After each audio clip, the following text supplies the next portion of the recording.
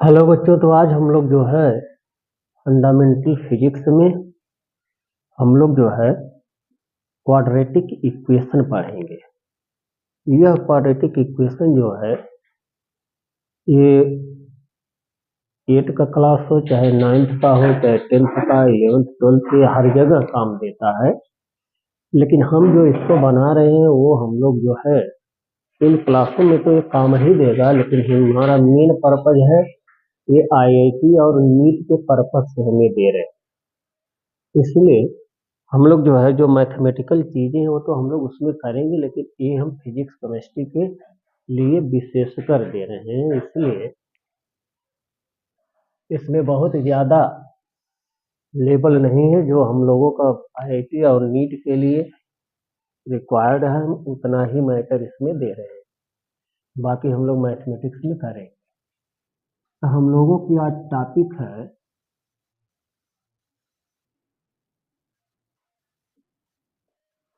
Quadratic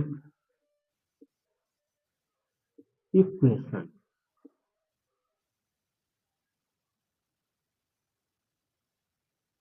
हम लोग ये समझे कि क्वाड्रेटिक इक्वेशन होता क्या है। तो क्वाड्रेटिक का मीनिंग है तो उसमें वेरिएबल की जो पावर है वो 2 होना चाहिए। तो हम लोग ये कहेंगे कि an algebraic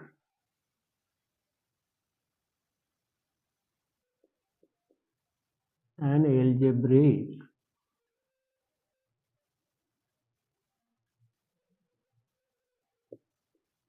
an algebraic equation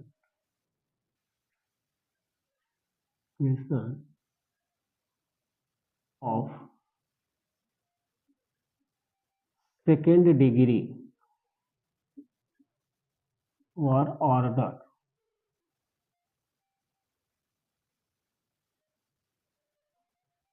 N algebraic equation of second degree in which highest power of variable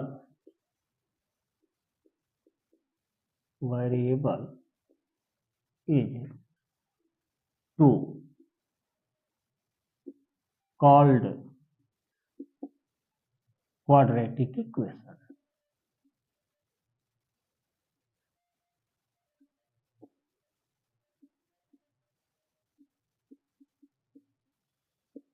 quadratic equation तो हम लोग ये कहते हैं कि अगर हमारा कोई ऐसा एल्जेब्रिक इक्वेशन दिया, एल्जेब्रिक इक्वेशन एल्जेब्रिक इक्वेशन ये हम लोग मैथ में करेंगे, उधर हम ज्यादा नहीं फोकस करेंगे अभी। तो हम लोगों को ये जानना है कि an algebraic equation of second order in which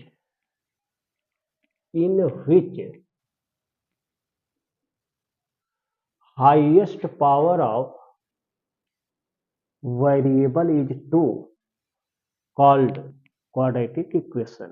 meaning ये है कि हमारा अगर कोई हमको क्वाड्रेटिक इक्वेशन जो है, अगर कोई एल्जेब्रिक इक्वेशन दिया है उसमें हम लोगों का जो वेरिएबल, उस वेरिएबल की हाईएस्ट पावर अगर 2 होती है तब हम लोग उसको बोलते हैं यह एक क्वाड्रेटिक इक्वेशन है।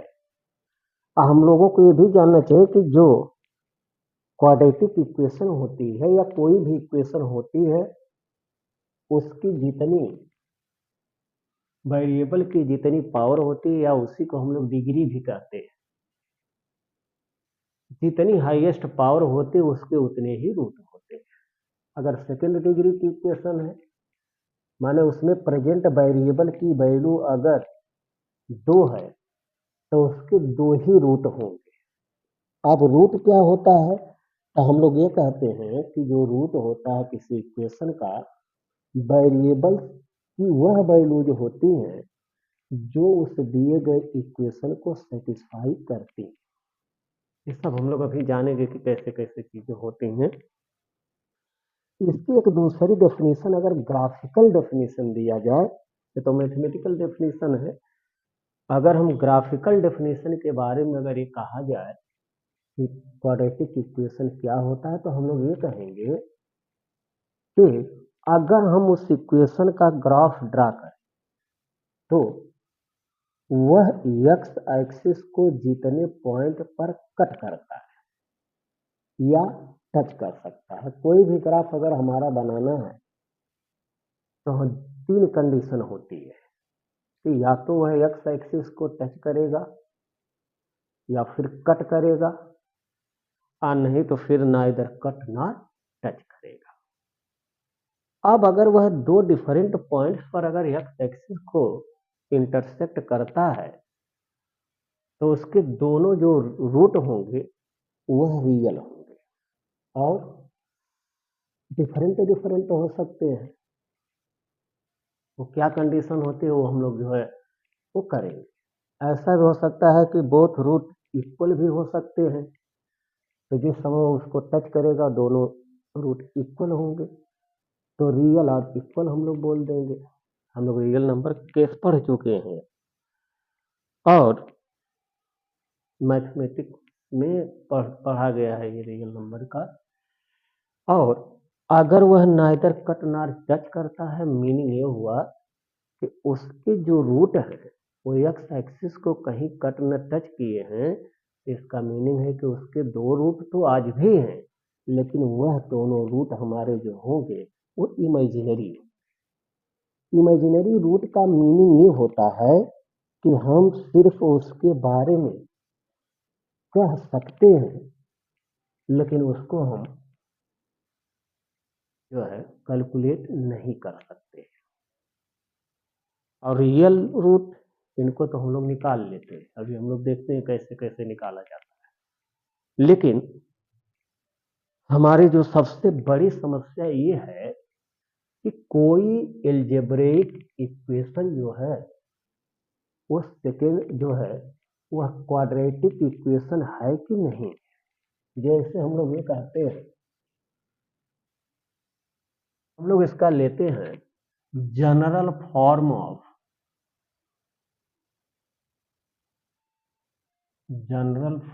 ऑफ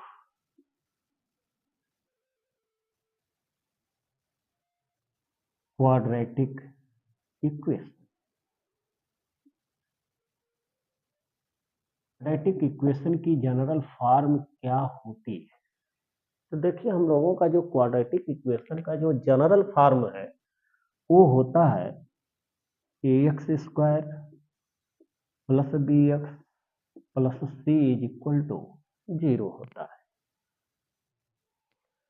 अब हम लोग इसमें जो है ये क्वाड्रेटिक है कि नहीं है, सबसे बड़ी समस्या हमारी ये होती है, जिसमें हम लोग जो है कि लगभग 90% हम लोग गलत स्टूडेंट कर देते हैं कि ये हमारा जो है क्वाड्रेटिक है कि नहीं। तो इसमें हम लोगों का ये है कि हम लोग कहेंगे एक्स स्क्वायर का जो कोफिशिएंट है वो हमारा ये है, एक्स का जो कोफिशिएंट है वो हमारा बी है, और जो कांस्टेंट टर्म है वो हमारा सी है। अब हम लोगों का ये है कि ए बी सी पर भी कंडीशन होनी चाहिए।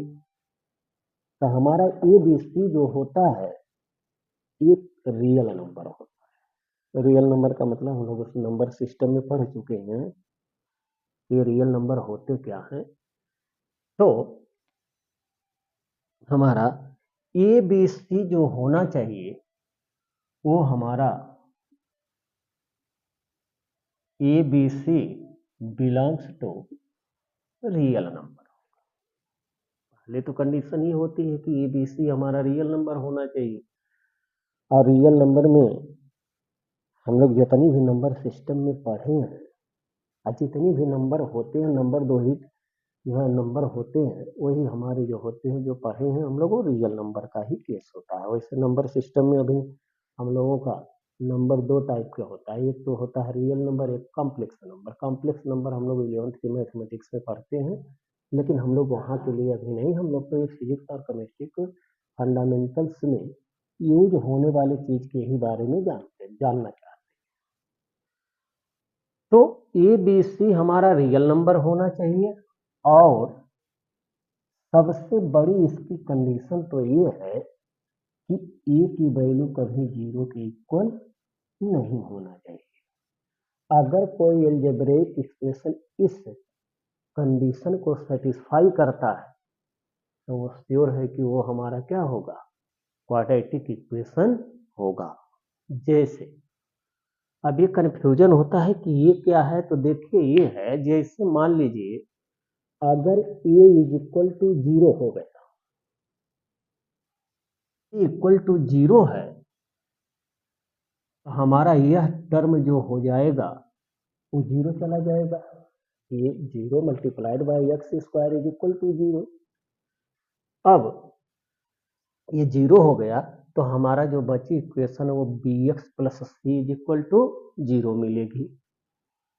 और यह एक हमारी लीनियर इक्वेशन होती है कि हमारा जो मिलेगा, माने if a is equal to 0, हालांकि होना तो नहीं चाहिए क्वाड्रेटिक होने के लिए, अगर रखते हैं तो प्रॉब्लम क्या होगी, तो b x plus c this is equal to 0 मिलेगा। अब ये हमारी बची लीनियर इक्वेशन। लीनियर इक्वेशन का ये मतलब है कि वह इक्वेशन जिसमें वेरिएबल की जो पावर होती है वह हाईएस्ट 1 होती है। और अभी हमने बात किया कि जिस इक्वेशन के जितनी डिग्री का होता है, मतलब वेरिएबल की जो हाईएस्ट पावर होती है जितना, उस इक्वेशन के उतना ही रूट एग्जिस्ट करते, उतने ही रूट होते। अब एग्जिस्ट करेंगे कि नहीं वो तो हम लोग आगे देखें, लेकिन 2 रूट होने चाहिए अगर क्वाड्रेटिक है तब। अगर अब वेरिएबल की जो पावर है वो हमारा 3 है, तो इसका मतलब है कि उसके 3 रूट हो। वो कैसे होंगे अभी हम लोग उस पर जो है कि नहीं, अभी हम बस ये जानते हैं कि मतलब किसी इक्वेशन में वेरिएबल की जितनी पावर हाईएस्ट होती है उस इक्वेशन के उतने ही रूट होते हैं। तो ये लीनियर इक्वेशन है। लीनियर कैसे, क्योंकि यहाँ वेरिएबल की जो पावर है वो 1 है। अब यहां से अगर हम यह निकालें तो हम कहेंगे x is equal to minus c by b मिलेगा। तो एक ही रूट है हमारा एबीसी रियल नंबर है, और 2 रियल नंबर का डिवीजन जो होता है वो हमेशा रियल नंबर देता है। तो ये जो हमारा मिल रहा है ये तो सिर्फ एक ही रूट मिल रहा है। अब मिलना भी चाहिए क्योंकि यह इक्वेशन ही हमारी जो है वह लीनियर बन गई। तो इसका मतलब है कि अगर किसी इक्वेशन को क्वाड्रेटिक इक्वेशन होना है तो ये नेसेसरी है कि उसमें जो एक्स स्क्वायर का जो कोफिशिएंट है उसको 0 के इक्वल नहीं होना चाहिए। 0 के इक्वल होने से ये प्रॉब्लम हो जाती है। तो इसीलिए हम लोग जो है कि जो ये कंडीशन लिखा होता है हम लोग सोचते हैं ऐसे ही लिखा होता है, ऐसे नहीं लिखा होता है। कंडीशन वेरी वेरी इंपॉर्टेंट होते हैं। हमारा ये कहने का ये मतलब है फाइनली कि कोई इक्वेशन जितनी डिग्री की होती है उस जो है उसके उस इक्वेशन के उतने ही रूट होते हैं। और अगर कोई इक्वेशन जो है जितनी डिग्री की है, अब ये हमारे 2 डिग्री की है, तो ये क्वाड्रेटिक इक्वेशन तभी हो पाएगी जब हमारे ए की वैल्यू 0 के इक्वल न हो। इसी प्रकार हम लोग जनरल कह सकते हैं कि कोई भी इक्वेशन है तो उसमें जो हाईएस्ट होना चाहिए, जैसे अगर क्यूबिक इक्वेशन है a x cube plus b x square plus c x plus d is equal to 0 form होता है, जनरल फॉर्म। तो उसमें अगर उसको क्यूबिक होना है तो उसमें एक्स क्यूब का कोफिशिएंट कभी 0 के इक्वल नहीं होना चाहिए। तो ये हम लोगों का होता है ये तो हम लोगों का हो गया इसका क्वाड्रेटिक इक्वेशन का जनरल फॉर्म। अब हम लोगों का जो अगला आता है टर्म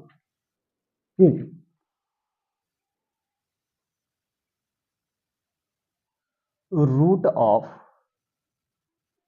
इक्वेशन। किस इक्वेशन की बात है? क्वाड्रेटिक की है, तो हम क्वाड्रेटिक लिखते हैं। रूट ऑफ क्वाड्रेटिक या किसी भी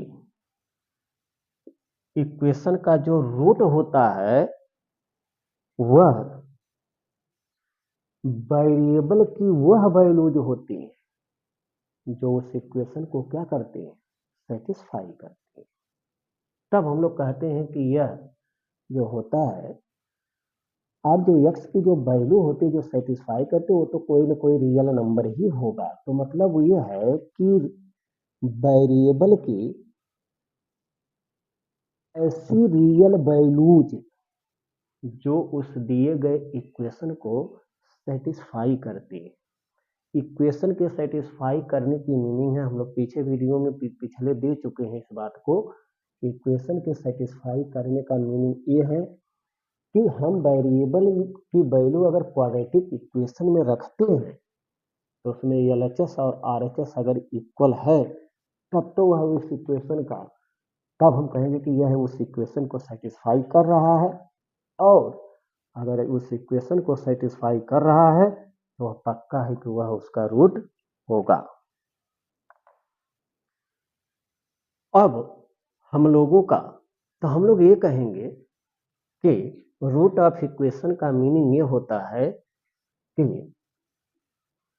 values of variables, values of variables. और कौन सी वैल्यूज? ब्रैकेट में हम लिख देते हैं रियल। वेरिएबल की वो रियल वैल्यूज होनी चाहिए। Values of variable which satisfies the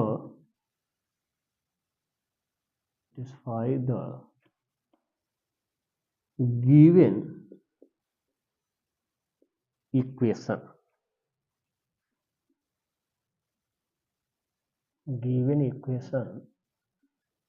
called क्या? Root of equation, called root of equation.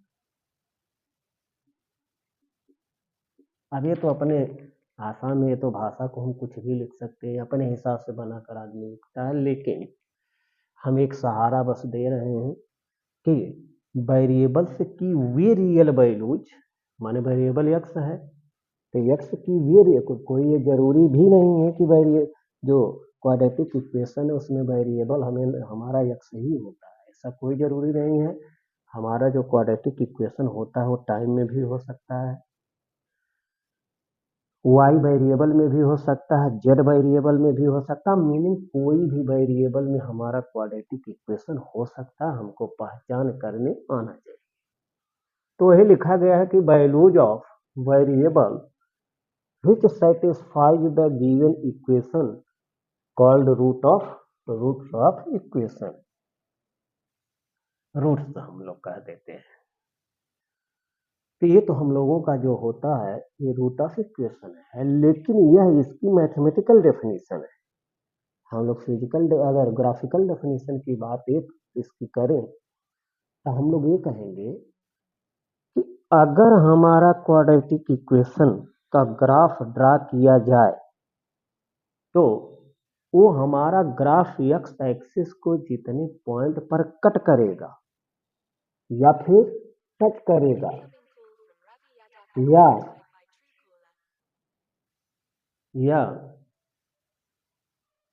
उसको नाइदर कट करे नार टच करे। हम लोग ये होता है कि माने अगर हम लोग ग्राफिकल डेफिनेशन दें तो हम लोग ये कहेंगे कि कोई भी करो, अगर क्वाड्रेटिक है तो क्वाड्रेटिक कोई करो एक्स एक्सिस को जितने पॉइंट पर टच करता है या कट करता है या नाइदर टच नार कट करता है वही उसके हमारे क्या कहलाते हैं, रूट कहलाते हैं। तो ये तो हम लोगों का ये हुआ। अब हम लोग इसका अगला देखते हैं पार्ट कि क्या करना है। तो ये अब इक्वेशन को सेटिस्फाई करने का मीनिंग तो हम लोग जान चुके हैं कि अगर इक्वेशन को सेटिस्फाई करता है तो हम उसमें वेरिएबल की वैल्यू पुट करते हैं। अगर वो LHS और RHS के इक्वल आ गया पुट करने पर, तब तो हम कहेंगे कि यह जो है उस इक्वेशन का रूट है। अगर नहीं आएगा तो हम कहेंगे कि वह उसका रूट नहीं है। तो अब हम लोग फिजिक्स और केमिस्ट्री में ये लोग कैसे यूज होते हैं, अब हम लोग इसको सीख लेंगे। तो अब हम लोग अगला टॉपिक ये देखते हैं कि जो यह जो क्वाड्रेटिक इक्वेशन है इसका जो जनरल फॉर्म होता है वो हमारा ax² + bx + c = 0, where a is not equal to 0, ABC हमारे जो हो रियल नंबर। अब इनका जो रूट होता है, रूट इनके दो रूट होते हैं।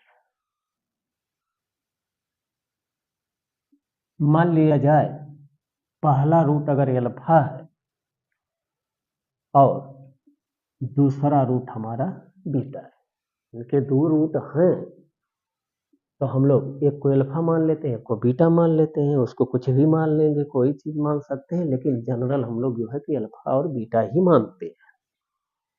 अब हम लोगों का ये है कि यहां से जो सम ऑफ रूट अगर निकालना है, दोनों रूट, तो अल्फा प्लस बीटा जो होता है दिस इज इक्वल टू, इसका हम लोग प्रूफ नहीं देख रहे हैं, हम लोग इसका प्रूफ देखेंगे मैथमेटिक्स में। हम तो यहाँ बस फिजिक्स और केमिस्ट्री के पर्पज से हम जो है कि बनाए हुए हैं, लेकिन इनका प्रूफ है, ये कैसे प्रूफ होते हैं, क्या करना है, ये सब हम लोग मैथमेटिक्स में पढ़ेंगे। तो बस हम लोग जो है कि फिजिक्स और केमिस्ट्री की प्रॉब्लम्स को दूर करने के लिए, या अगर मैथमेटिक्स में है तो जो बेसिक क्वेश्चन है उनको निकालने के लिए हम लोग इसका यूज करते हैं। तो जो अल्फा प्लस बीटा होता है वो होता है -b/,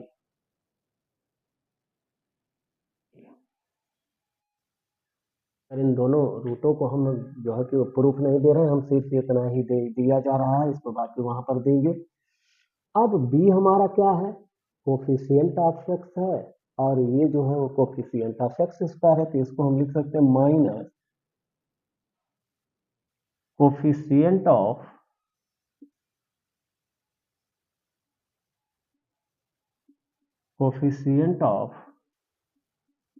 x upon coefficient of, shortcut में यह लिखते हैं, कोफिशिएंट ऑफ x² होता है। ये हमारा जो है जो दोनों रूट इसके होते हैं उन दोनों रूटों का सम यह होता है, और प्रोडक्ट ऑफ रूट क्या होगा, तो इसी को हम लोग सम को हम लोग जो है ठीक इसी तरह लिखते हैं, और प्रोडक्ट जो होगा वो alpha into beta is equal to c/a। अब c हमारा क्या है, कांस्टेंट टर्म, तो दिस इज इक्वल टू हमारा जो होगा वो होगा constant term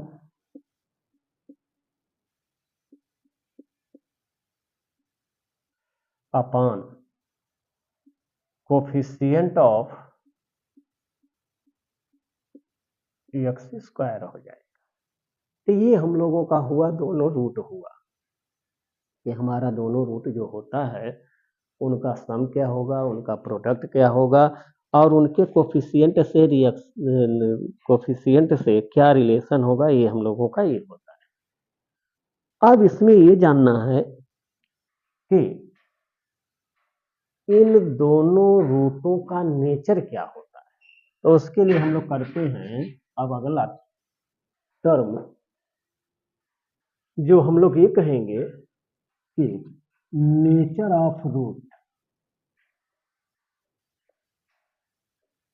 nature of root, इन दोनों रूट्स का नेचर क्या है। दोनों रूट्स के नेचर का मीनिंग ये होता है कि दोनों रूट हमारे रियल होंगे कि डिफरेंट होंगे, इक्वल होंगे कि इमेजिनरी होंगे। ये मतलब होता है जो है नेचर ऑफ रूट का। और नेचर ऑफ रूट को जानने के लिए मैथमेटिक्स हो चाहे कोई जो है फिजिक्स हो चाहे केमिस्ट्री हो, उसके नेचर को जानने के लिए हम लोग एक टर्म लाते हैं जिसको हम लोग डिनोट करते हैं कैपिटल डी से। और इस कैपिटल डी का जो नाम है वो होता है डिस्क्रिमिनेंट, जिसका फार्मूला जो होता है वो बी स्क्वायर माइनस 4ac, ये इसके बराबर होता है। तो हम लोग इसको कैसे यहाँ से निकालेंगे, एक्स का जो कोफिशिएंट दिया रहेगा उसका square minus 4 times x square का कोफिशिएंट इंटू कांस्टेंट टर्म का मल्टीप्लाइड करके हम डिस्क्रिमिनेंट की वैल्यू को फाइंड करेंगे। अब अगर यह डी हमारा ग्रेटर देन 0 है तो दिस इंप्लाइज, माने अगर यह ग्रेटर देन 0 है तो यह क्या बताएगा, इंप्लाइज का मतलब है कि क्या बताता हो, D greater than 0 implies both root real and distinct, means भिन्न भिन्न, both roots real and distinct if D greater than 0 है। और अगर हमारा दूसरा होता है कि डी इज इक्वल टू 0 अगर है तो हम लोगों का बोथ रूट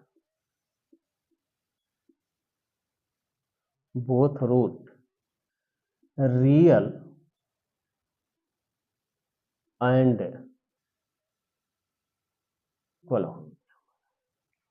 और अगर यही थर्ड कंडीशन होती है if D less than 0 then both root are imaginary, both root are imaginary हो जाए। ये हम लोगों का इतना कॉन्सेप्ट क्लियर होना चाहिए। अब इनका जो है ग्राफिकल मीनिंग क्या हुआ, अब ग्राफिकल मीनिंग का मतलब अगर डी ग्रेटर देन 0 है तो हम लोग ये कहेंगे कि जैसे मान लिया जाए एक हमारा ग्राफ वो ऐसा डी, अब हमारा जो है यह एक्स एक्सिस है, एक्स एक्सिस और यह मान लिया जाए वाई एक्सिस, तो यह एक्स एक्सिस को यहाँ कट कर रहा है और यहाँ कट कर रहा है और यहाँ कट कर रहा है, 3 जगह कट किया है। अब 3 जगह अगर कट किया है और वह तीनों जगह डिफरेंट है, हम लोग कोऑर्डिनेट ज्योमेट्री में पढ़ चुके हैं कि यहाँ से डिस्टेंस मेजर करेंगे तो यह कुछ और मिलेगी, यह कुछ और मिलेगा, यह कुछ और मिलेगा। तो अब तीनों हमारे जो हैं इनका ये तो 3 पॉइंट पर कट किया है, इसका ये मतलब है कि इसके 3 रूट एग्जिस्ट कर रहे हैं और वो डिफरेंट डिफरेंट पॉइंट पर कट किए हैं, इसका मतलब कि वह जो है डिफरेंट डिफरेंट है और वास्तव में उस एक्सिस को कट किए हैं, इसलिए वो रूट हमारे जो होंगे वो रियल होंगे, वास्तव में वो काट रहे हैं। तो ये हो गया हमारा, इसका ये मतलब है कि अगर किसी ग्राफिकल सेक्शन में बात अगर किया जाए तो हम ये कहेंगे कि अगर कि कोई इक्वेशन हमारा जितने डिग्री का दिया है उस इक्वेशन का उतना रूट एग्जिस्ट करेगा। हम उल्टा भी अगर कह दें कि ग्राफ देखकर ये कह दें कि अगर कोई इक्वेशन, अगर कोई ग्राफ हमको प्लॉट करके दिया है, अब हम ये चेक कर लें कि वह एक्स एक्सिस पर कितने पॉइंट पर कट किया है या टच किया है, तो हम लोग उससे उस इक्वेशन की डिग्री भी बता सकते हैं। जैसे ये हमारा है 3 पॉइंट पर कट किया है डिफरेंट पॉइंट पर, इसका मतलब ये है कि यह कोई क्यूबिक इक्वेशन रही। हम ये कहें कि अगर क्यूबिक इक्वेशन होती है तो उसके 3 रूट होने चाहिए। तो ये हम लोगों को क्लियर समझ में आया होगा कि क्या चीजें होता है। अब अगर मान लिया जाए कि यह एक्स एक्सिस को सिर्फ 2 पॉइंट पर कट कर दिया, इसका मीनिंग यह है कि इस इक्वेशन के 2 रूट रहे होंगे या 2 रूट हैं, और यह जो इक्वेशन रही होगी उसमें वेरिएबल की हाईएस्ट पावर 2 रही होगी, दैट इज वो क्वाड्रेटिक इक्वेशन रही। तो कॉन्सेप्ट क्लियर होना चाहिए। अगर यही ग्राफ हमारा जो है इस प्रकार से बन जाए, देखिए यहां पर टच कर रहा है, है यह क्वाड्रेटिक इक्वेशन, हम लोग क्वाड्रेटिक की बात कर रहे हैं, तो इसका ये मतलब है कि इसके दोनों रूट हमारे क्या हो जाएंगे, इक्वल हो जाएंगे। अगर ये इसको टच करता है तब जो हमारा ये क्या कह रहा है, d इज इक्वल टू 0, तो both roots are real and equal. ये टच किया है ग्राफ, इसलिए अब क्वाड्रेटिक चल रही है तो क्वाड्रेटिक के 2 रूट होने चाहिए। तो अगर वो टच करता है तो इसका ये मतलब होता है कि वह जो है, वह जो इक्वेशन रही होगी उसके 2 रूट रहे होंगे, जो वह इक्वेशन रही होगी वह क्वाड्रेटिक इक्वेशन रही होगी। बस गड़बड़ क्या हो गया कि इसमें दोनों जो रूट रहे होंगे वह इक्वल होंगे। तो इसका ये मतलब है कि अगर ग्राफ हम लोगों को दिया है तो हम उससे ये पता कर सकते हैं कि यह इक्वेशन हमारी क्वाड्रेटिक है कि नहीं। भाई यहाँ पर एक पॉइंट पर टच किया है, तो जब टच किया है तो इसके दोनों रूट इक्वल रहे होंगे। हमारा मतलब है ये क्लियर समझ में आया होगा। ठीक, अब अगर यही ग्राफ हमारा इसको न टच कर रहा है, अब न कट कर रहा है, अब न टच कर रहा है न कट कर रहा है, तो हमारा बोथ रूट क्या हो जाएगा, इमेजिनरी हो जाएगा। दोनों रूट हमारे इमेजिनरी हो जाएंगे। मीनिंग ये हुआ कि हम उसको बस बता सकते हैं कि यह रूट कैसा होगा, लेकिन हम उसको मैथमेटिकल जो है कैलकुलेट नहीं कर। ये हम लोगों का ग्राफिकल हुआ, और अभी हम मैथमेटिकल पर भी आते हैं। देखा जाए कि मैथमेटिकल मीन की मीनिंग क्या है। तो इसके लिए हम लोग क्या करते हैं कि इसके लिए हम लोग पहले एक इक्वेशन लेते हैं, हम लोग उसको जो है उनका रूट हम निकालते हैं। तो देखिए रूट को निकालने के लिए जो होता है, किसी इक्वेशन के रूट को निकालने का मीनिंग ये होता है, फाइंड करने की ये मीनिंग होती है कि उस दिए गए क्वाड्रेटिक इक्वेशन या किसी भी इक्वेशन में होगा, लेकिन हम लोग तो अभी हमारा मुद्दा हमारा क्वाड्रेटिक इक्वेशन है, कि किसी क्वाड्रेटिक इक्वेशन के सॉल्यूशन का यह मीनिंग होता है कि उस में जो वेरिएबल होता है उसी के वेरिएबल को फाइंड करना, ये हमारा क्या कहलाता है, सॉल्यूशन ऑफ क्वाड्रेटिक इक्वेशन। फिर एक बार हम लोग कहते हैं कि किसी इक्वेशन के सॉल्यूशन की मीनिंग ये होती है कि उस इक्वेशन में प्रेजेंट वेरिएबल की वैल्यू को फाइंड करना, यही हमारा कहलाता है सॉल्विंग ऑफ क्वाड्रेटिक इक्वेशन, या सॉल्विंग ऑफ एनी इक्वेशन कह सकते हैं। क्योंकि 3 डिग्री के है तो उसको भी हम लोग निकालेंगे, 4 डिग्री का है उसको भी हम लोग किसी तरीके से निकालेंगे। तो ये सब चीजें हम लोगों का जो है इतनी बात क्लियर होना चाहिए। अब इन्हीं रूटों को हम लोग जो है कैलकुलेशन करने के लिए जो है पहला मेथड हम लोग पढ़े हैं 9th में 10th में, हम लोग ये पढ़े हैं कि इन रूटों को फाइंड करने के लिए हम लोगों का जो सब सबसे फर्स्ट मेथड होता है वो होता है प्राइम फैक्टराइजेशन मेथड। तो अब हम लोग जो है इन रूटों को निकाला जाए, पहले देखा जाए क्या है, तो फिर हम लोग जो है उसको आगे इसकी प्रोसेस को बढ़ाया। तो अब होता है सॉल्यूशन ऑफ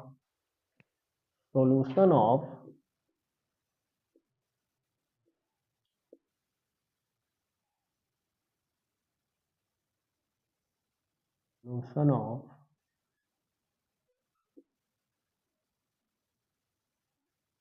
quadratic इक्वेशन। तो क्वाड्रेटिक इक्वेशन के सॉल्यूशन का मीनिंग ये हुआ कि क्वाड्रेटिक इक्वेशन हमारी जिस वेरिएबल में है उस वेरिएबल की वैल्यू को फाइंड करना, यह उसका क्या कहलाता है, सॉल्यूशन ऑफ क्वाड्रेटिक इक्वेशन का। तो इसमें अगर हम लोग डेफिनेशन में लिखें तो हम लोग क्या लिखेंगे, हम लोग ये लिखेंगे टू फाइंड द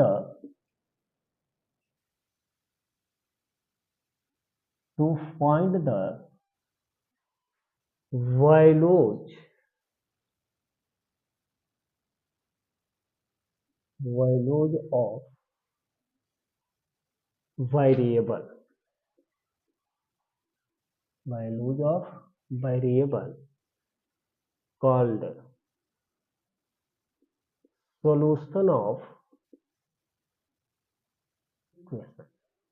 अब हम यहाँ इक्वेशन इसलिए लिख दे रहे हैं कि वो अगर 3 डिग्री का होगा तो उसको भी फाइंड किया जाता है, इसलिए हम लोग जो है कि सॉल्यूशन में लिख दें find the values of variable quadratic equation. हम क्वाड्रेटिक को लेते हैं इन क्वाड्रेटिक इक्वेशन।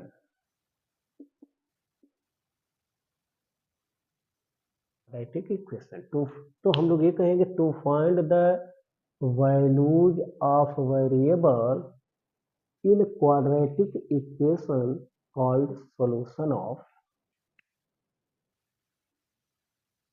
इक्वेशन कहते हैं, called solution of quadratic equation कहते हैं।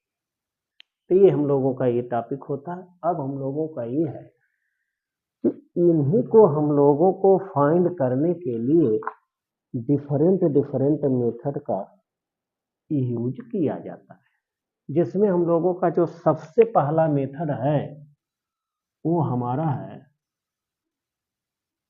Factorisation method.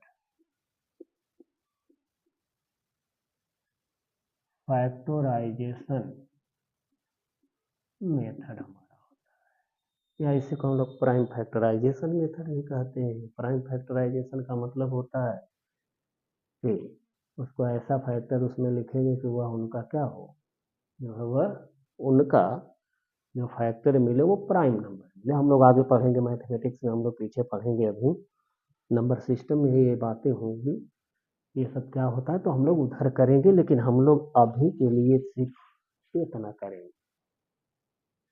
तो अब फिर वही बात है कि हम लोग जो है general equation of quadratic equation this is equal to 0। अब हम ए बी सी वो सब तो हम लोग पीछे कर चुके हैं, इसलिए उसको हम लोग नहीं लिखेंगे।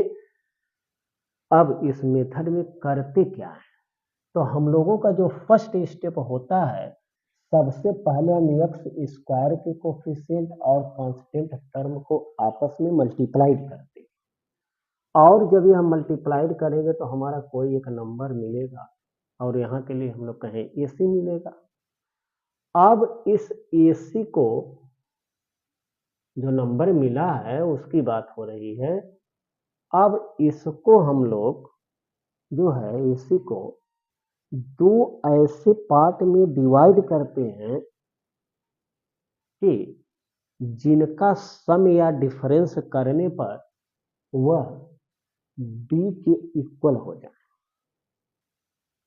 और उन्हीं दोनों का प्रोडक्ट करने पर वह ए और सी के प्रोडक्ट के इक्वल होना चाहिए। इन दोनों कंडीशन को अगर वो सेटिस्फाई है तब हम लोग उसको सेटिस्फाई करता है, तब हम लोग उसको जो है कि उसकी प्रोसेस को आगे बढ़ाते हैं। जैसे मान लिया जाए, तो पहले हम लोग इस बात को समझते हैं कि सबसे पहले क्या किया हमने, एक्स स्क्वायर का कोफिशिएंट जो ये है और कांस्टेंट टर्म को मल्टीप्लाइड की। अब मल्टीप्लाइड करने पर जो आएगा, ये तो अभी ए बी सी ये जनरल चीजें हम लोग चल रही हैं। अब जो यह नंबर मिलेगा, इस नंबर को ऐसे दो नंबर में डिवाइड करेंगे जिनका सम या डिफरेंस वो किसके बराबर दे दे, बी के बराबर।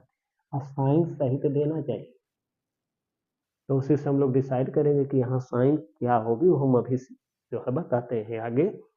लेकिन इन्हीं दोनों नंबर का साथ ही में अगर ये कंडीशन फुलफिल करते हैं तो ये भी कंडीशन साइमल्टेनियस सेटिस्फाई होनी चाहिए कि इनका सम जो है ये हो, तो उन्हीं दोनों का प्रोडक्ट जो होगा वह किसके इक्वल होगा, वह ए और सी के मल्टीप्लिकेशन के इक्वल भी होना चाहिए। यस, फिर एक बार हम लोग जो है एक बार फिर इसको समझते हैं, क्योंकि यहाँ पर लोग बच्चे फंसते हैं और उनको फंसने से बचाने के लिए अपना चीजों को जो है उसी हिसाब से जो है कि देखा जाता है, ताकि बच्चे जो है कि ये कॉन्सेप्ट क्लियर रहे। हमने पहले क्या किया, हमने ए और सी का मल्टीप्लाइड किया। अब मल्टीप्लाई करने पर जो आया तो कोई नंबर मिलेगा, अभी तो ये चल रहा। अब जो आया उसको ऐसे दो नंबर में ब्रेक कर दिए कि उन दोनों नंबर को सम या डिफरेंस करने पर हमारे बी के बराबर हो, लेकिन उन्हीं दोनों नंबर का प्रोडक्ट करने पर वो ए और सी के मल्टीप्लिकेशन के भी बराबर होना चाहिए। तो वो नंबर हमारे काम के हैं, और नहीं तो फिर वह नंबर हमारे काम के नहीं होंगे। लेकिन कभी कभी होता क्या है कि हालांकि मैथमेटिक्स में हम लोग सब जानेंगे, कभी कभी होता ये है कि एसी का प्रोडक्ट बहुत बड़ा नंबर मिलता है, तो वहाँ समस्या होती है कि कैसे क्या किया जाए। तो अगर बहुत बड़ा नंबर है तो उसका सबसे पहले प्राइम फैक्टराइजेशन करते हैं। छोटे नंबर है तो हम लोग तो उसको आइडिया ही लगा कर जान लेते हैं, लेकिन बड़े नंबर होते हैं तो उनको हम आइडिया से नहीं जान पाते, फिर उसमें मेथड का इस्तेमाल किया जाता है, मेथड का यूज किया जाता है। तो ये तो हम लोगों का ये है कि मतलब ऐसा ऐसा करते हैं। अब इसका हम एक एग्जाम्पल लेते हैं कि एग्जाम्पल के माध्यम से समझा जाए कि ये सब बातें जो हुई हैं, ये बातें हमारी कहाँ तक सही। हर क्वेश्चन इससे निकलेगा। जैसे मान लीजिए हम एक एग्जाम्पल ले रहे हैं, हमारा जो एग्जाम्पल दिया है वह दिया है x square minus 5x plus 6 is equal to 0 हुआ। X square minus 5x plus 6 is equal to 0 है। अब हम लोगों का ये है कि इसको हम प्राइम फैक्टराइजेशन मेथड से ही करते हैं। तो यहाँ पर हमारा जो पहले तो ये डिसाइड कर लिया जाए कि ए की वैल्यू क्या है, तो भैया ए बराबर हमारा 1 है। बी की वैल्यू क्या है, तो बी की वैल्यू 5 नहीं कहेंगे, बी की वैल्यू -5 कहेंगे, क्योंकि कोफिशिएंट को हमेशा उनके साइन सहित बताया जाता है। और जो हमारा कांस्टेंट टर्म है वो हमारा 6 है।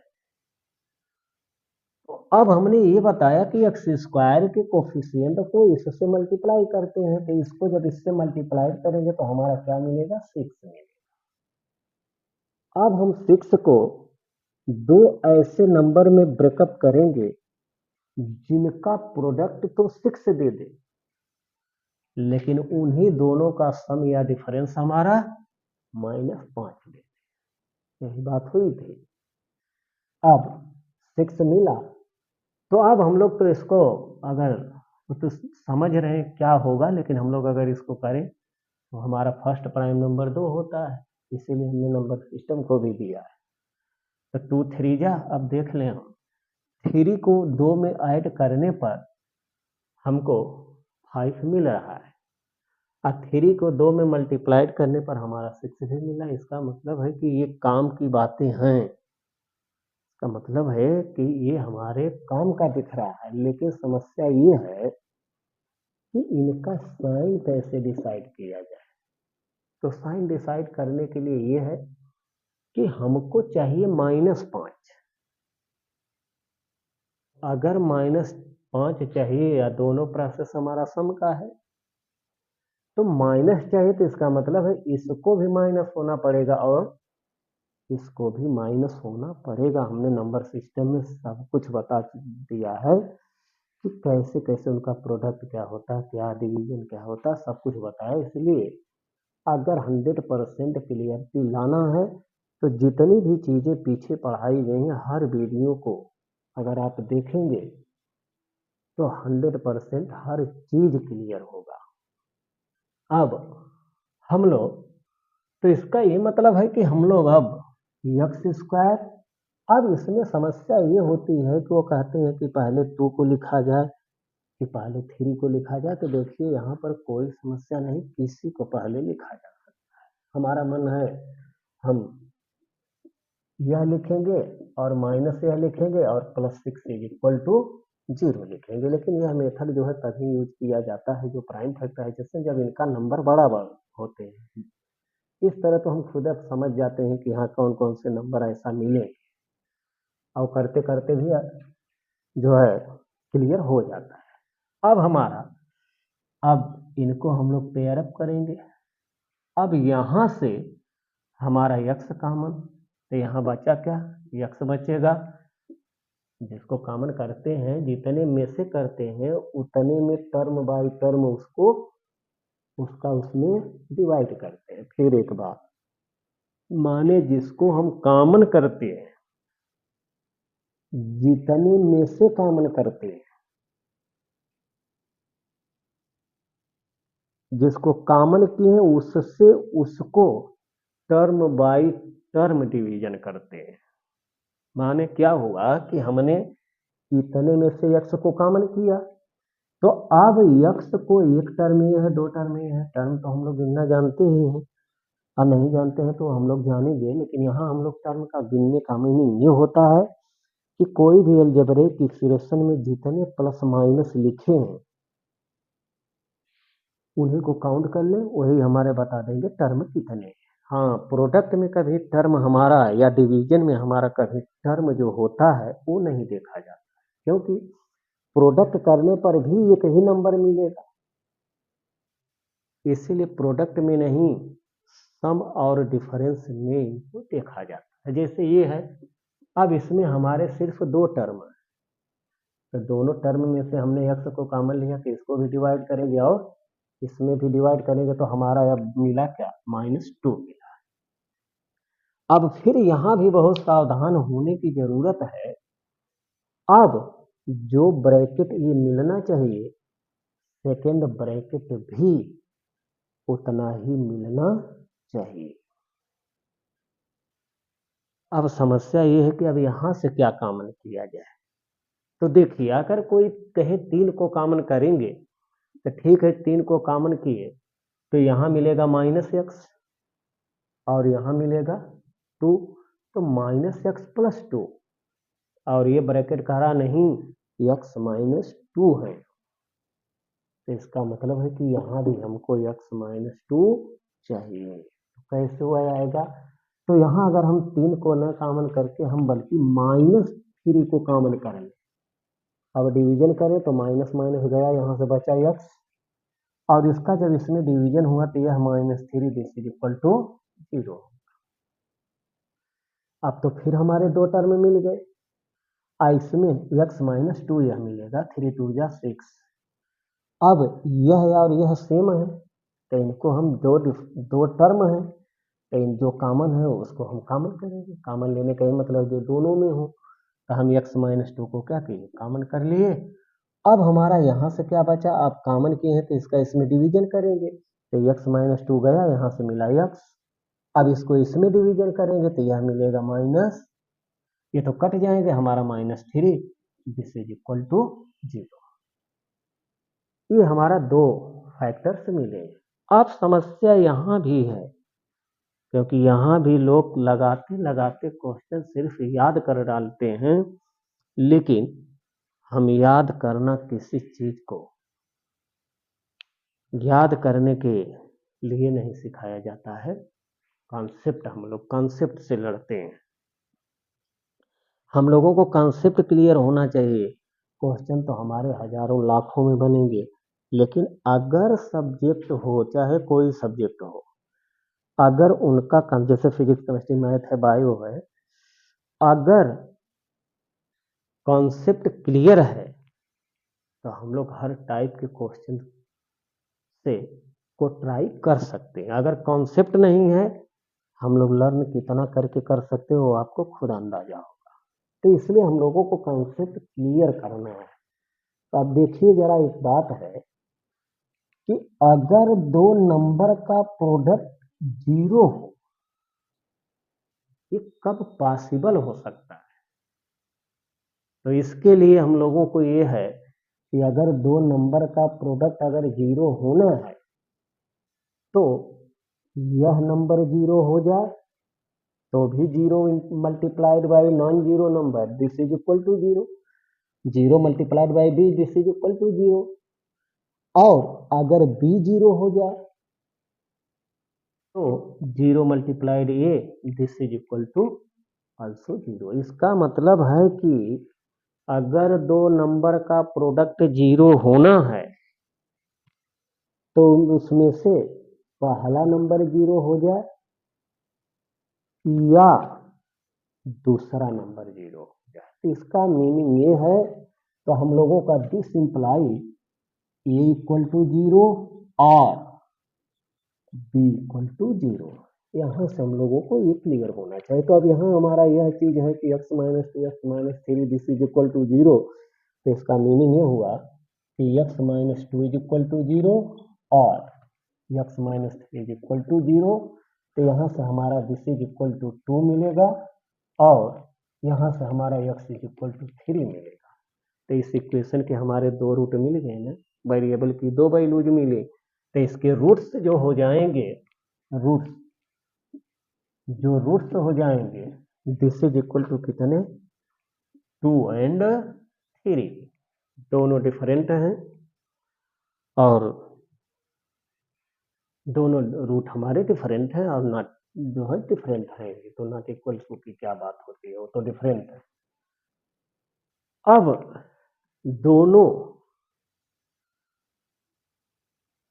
रूटों का जरा सम किया जाए, देखा जाए कि हमारा, अभी हम लोग पढ़े थे कि जो है सम ऑफ रूट बराबर -b बाई, तो क्या जरा देखा जाए उसको क्या सेटिस्फाई कर रहा है क्या।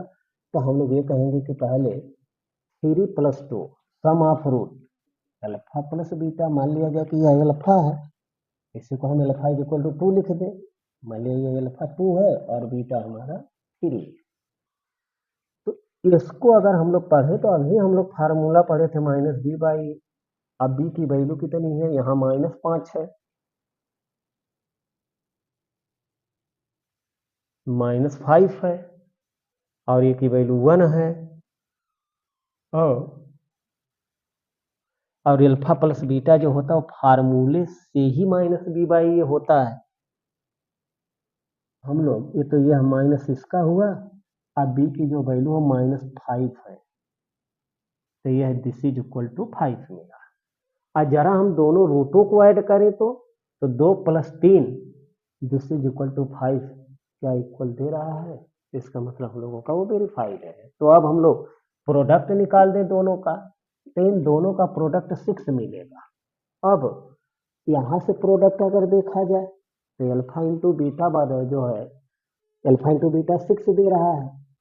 और अभी हम लोग पीछे पढ़े थे कि product of root is equal to c by a, तो c हमारा 6 है, a हमारा 1 है, तो क्या दे रहा है कि नहीं कि ये हमारा जो है c बाई ए के इक्वल है, इसका मतलब वो भी वेरीफाइड हो गया। अब हम लोगों की बड़ी समस्या ये होता है कि हमने एक बात बताया कि अगर उस इक्वेशन का वह रूट होना है तो फिर उस इक्वेशन को सेटिस्फाई करना पड़ेगा।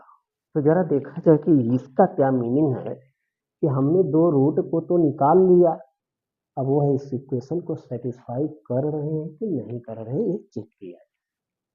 तो अब हम लोग इसी में आगे बढ़ते हैं। हमारा रूट अब निकल चुका है। अब अगर रूट निकल चुका है तो हम लोग इसको टेस्ट करें कि इस इक्वेशन के रूट, हमने नहीं अभी पीछे ही बताया है कि अगर वह उसके रूट है तो उस इक्वेशन को सेटिस्फाई करना पड़ेगा। इक्वेशन को सेटिस्फाई का मतलब है कि वेरिएबल की वैल्यू को पुट करने पर लेफ्ट हैंड साइड और राइट हैंड साइड जो वेरिएबल की वैल्यूज आई हैं उसको उसमें पुट करने पर लेफ्ट हैंड साइड और राइट हैंड साइड हमारी दोनों क्या होनी चाहिए, इक्वल आनी चाहिए। तो ये हम लोगों का है। अगर इक्वल आना है, इक्वल आना चाहिए तो हमारा जो है इसको हम लोग पुट करें। तो हमारा है LHS इज इक्वल टू, पहले हम x इज इक्वल टू 2 की वैल्यू पर देखते हैं। तो 2 का स्क्वायर माइनस 5 इंटू 2 प्लस 6 की वैल्यू निकालते हैं। तो 2 2 जा 4 हो जाएगा, का स्क्वायर 4 होता है, माइनस 10 प्लस 6, तो हमारा हो जाएगा 6 plus 4, 10 minus 10, this is equal to 0। आज जो हमारा यह क्या है, RHS के इक्वल है। तो इसका मतलब है कि x इज इक्वल टू 2 जो रखा गया है वह उस इक्वेशन को सेटिस्फाई कर रहा है। इसका मीनिंग ये हुआ कि यह इसका रूट है। अब हम लोग इस x इज इक्वल टू 3 को भी चेक कर दें। तो x इज इक्वल टू 3 को अगर रखा जाए तो फिर LHS और RHS बराबर आ जाए तो हम कहेंगे उसको रूट है।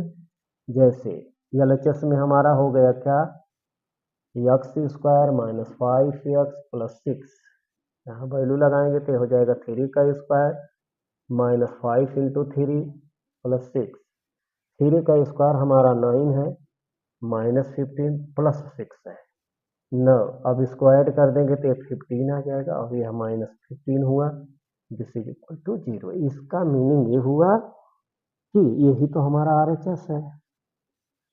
तो 3 रखने पर भी हमारा LHS और RHS ये आपस में इक्वल आ रहे हैं।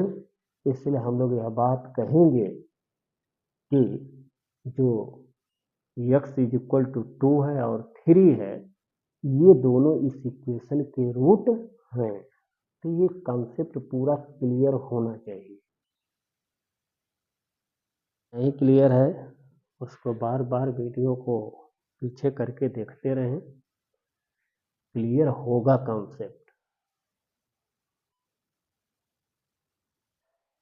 क्लियर होगा नहीं तो फिर ये जाएगा कहाँ। अब हम लोग जो है एक क्वेश्चन इसका और लेते हैं, उसको भी देखा जाए कि कैसे कैसे हम लोग जो कि क्वेश्चन को सॉल्व करते हैं। और मेथड हमारा यही है, मेथड हम लोगों का यही रहेगा। एक क्वेश्चन की बात और कर लिया जाए, फिर इसमें हम लोगों का है श्रीधराचार्य मेथड, यही सब हम लोगों को इसमें पढ़ना है।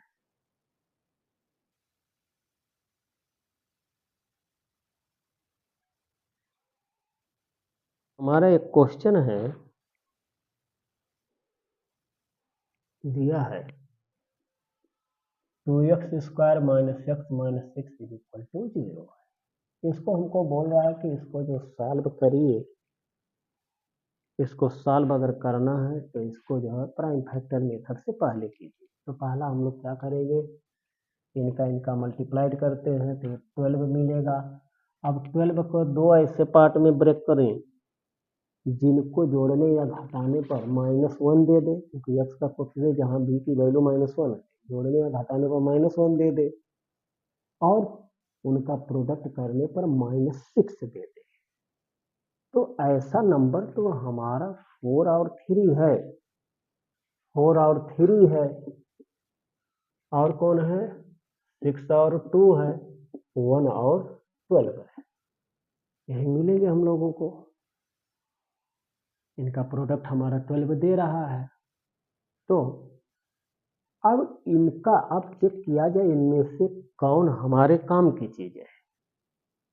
इन्हीं को हम प्राइम फैक्टर करके निकाल सकते हैं इससे। तो अब हम ये चेक करें कि हमारे काम वाली चीज कौन है। देखिए, अब अगर मान लिया जाए कि इनको चेक किया जाए तो इनका प्रोडक्ट तो हमारा 12 दे रहा है, एसी के इक्वल दे रहा है, एसी के माने उनके प्रोडक्ट के इक्वल दे रहा है, लेकिन इनको ऐड किया जाए तो 13 मिलेगा।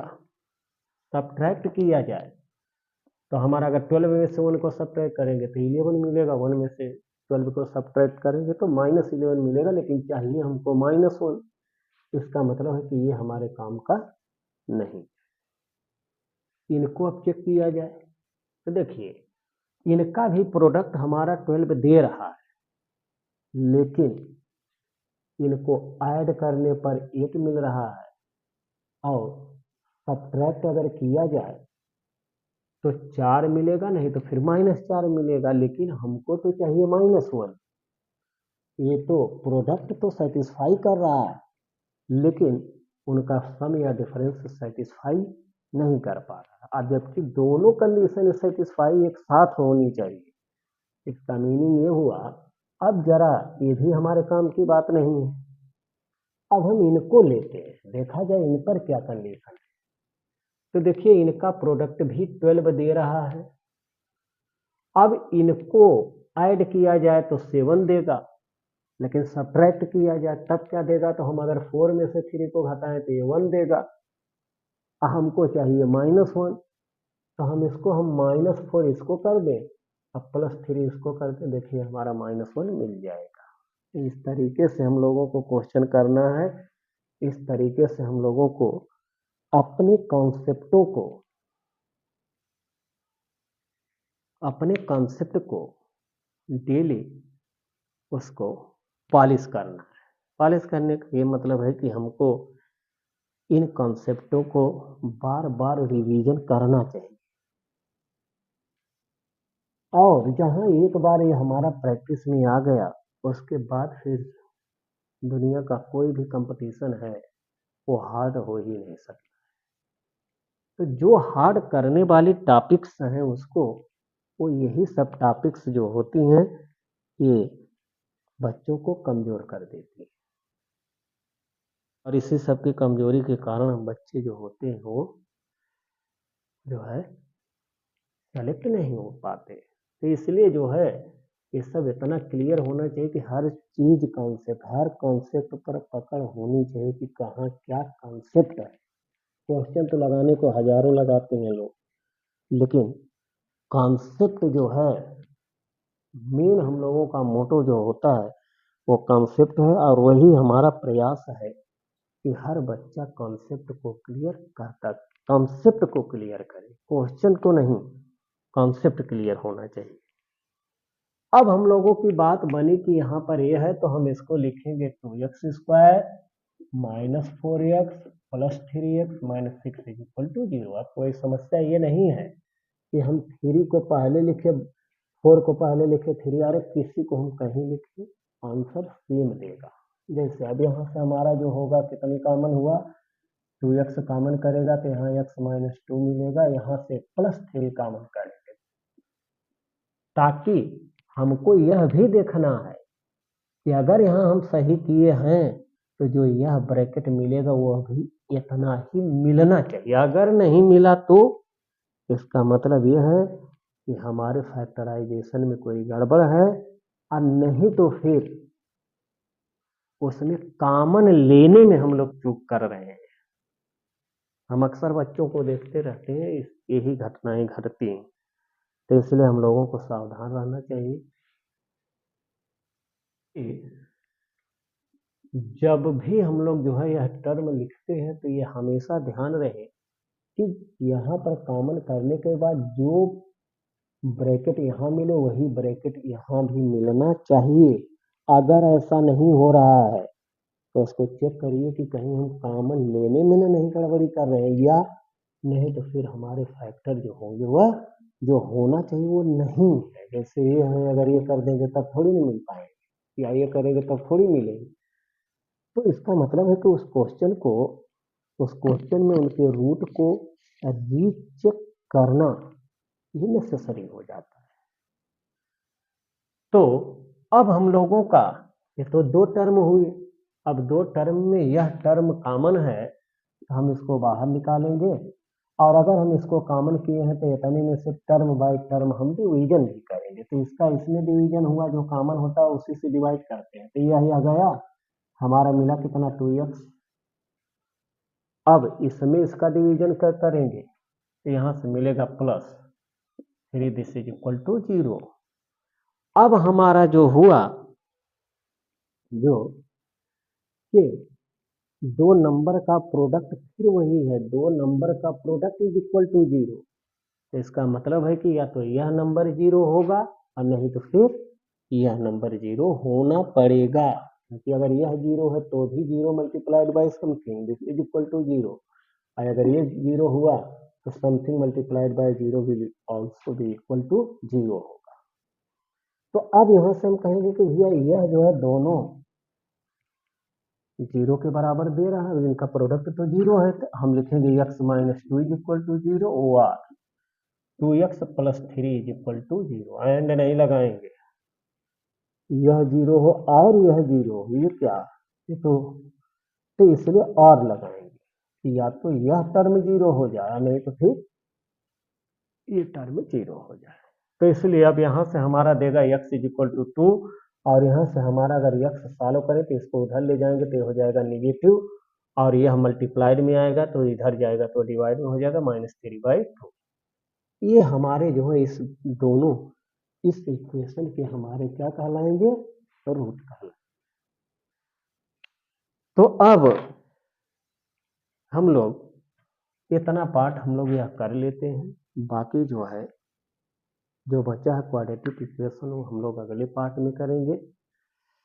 अब हम लोग ये है कि आप लोग जितने भी वीडियो ये सब हैं देख रहे हैं, हर वीडियो अपने आप में जो होती हैं वो वेरी दमदार वीडियो, माने इन वीडियोज को किसी भी को अगर देख रहे हैं तो उसके पहले की चीज को जरूर देखें, तभी कॉन्सेप्ट क्लियर होगा, और नहीं तो फिर जो है ये सोचे कि हम एक देख लें आगे की पीछे की न देखें तो ये क्लियर नहीं होगा, क्योंकि ये जितने भी मैटर दिए जा रहे हैं ये सारे मैटर IIT नीट और standard 9th 10th 11th 12th उसके लिए दिए जा रहे हैं।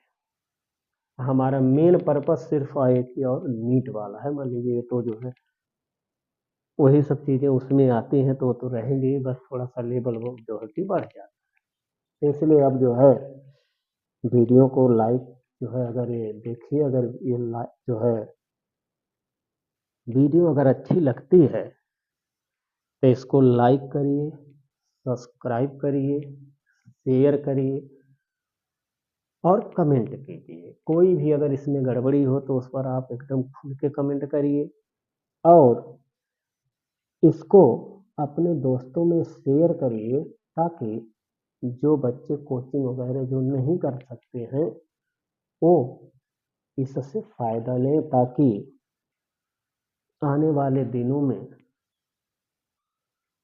हर लोग अपना एम को पूरा कर सके, चाहे वो गरीब हो चाहे अमीर हो। हमने सबके लिए जो है यह चीज़ें दिया है, तो इसलिए इसको शेयर करना न भूलें। अब हम लोग जो है फिर अगले वीडियो में मिलते हैं, तब तक के लिए थैंक यू।